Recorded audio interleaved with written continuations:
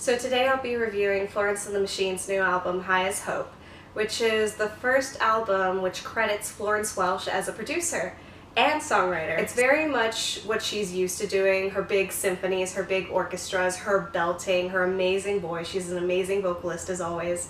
But what's different is, lyrically, this might be her most vulnerable album yet.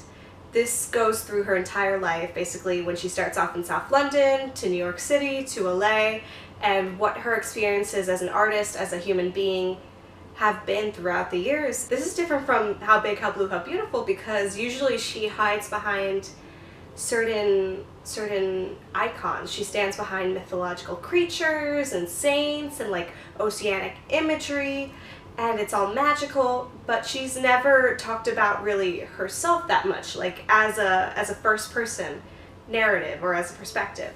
And it's so interesting to go through each song. Like in Hunger, a song that Florence Welch thought she would never have in the album, talks about her anorexia and how it basically, when she was younger, helped her cope with loneliness and how that disrupted her life. And she uses the song as an anthem to help promote self-positivity and body positivity and kind of share like that experience with her audiences.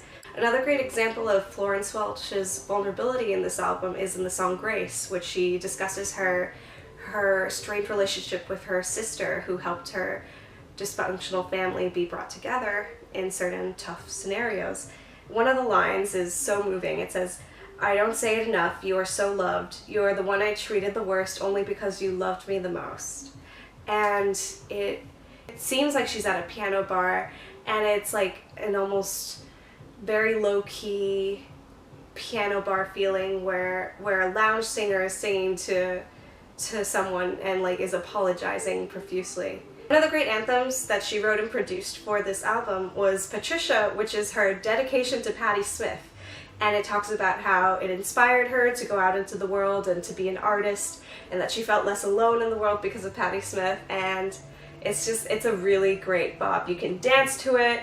It's amazing. It's kind of like What Kind of Man, but shake it out all at once, you know. It's one of her great songs, I feel. It's a focal point in the album. Two other great anthems in the albums are Sky Full of Song and June. Sky Full of Song got a lot of hype on the internet when she had her live performance in, I believe it was New York City, and it started raining as she was singing it, and she kept singing through the thunderstorm. And it was like, wow, the sky full of song, thunder while it's raining, ah! And the thunder is in the lyrics as well, so it's like a beautiful, beautiful reckoning of like nature and her, and it really corresponds to her feel. The lyrics in this album are so personal that you want to know more about Welch. You want to know about her, and you want to hear the lyrics, and you want to understand, you want the music to be accompanied by that feeling and that tone. To be able to focus on the lyrics properly, I feel like the big orchestras that she usually has, the big symphonies, the big belting, it didn't mix well with it. One thing is for sure, the entire album is driven by nostalgia. It's driven by how, like, basically now in her present, when she's so successful and at peace, she feels nostalgic for the times when she had a lot of turmoil and her life was tumultuous, and she was like a starving artist and such, and when she was in South London and living her life as a child. It seems like she's revisiting all these things, and by the end, in the last song, no choir, basically, there is no choir, and it seems that's like what I feel like what should have been the tone for the entire album, and would have been a bit more innovative, I think. It basically mentions how happiness is a very uneventful subject to talk about when you're an artist, and it's kind of right.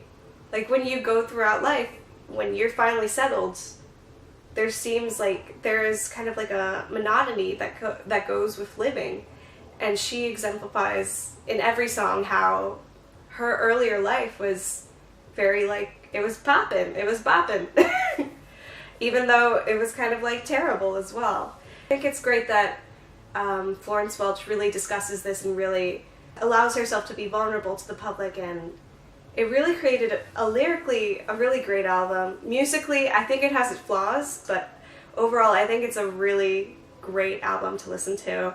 go ahead. High as Hope is the highest of hopes. I really enjoyed it. So yeah, if you want to listen to High as Hope, it's on Spotify, YouTube. That's it for me. Check you later.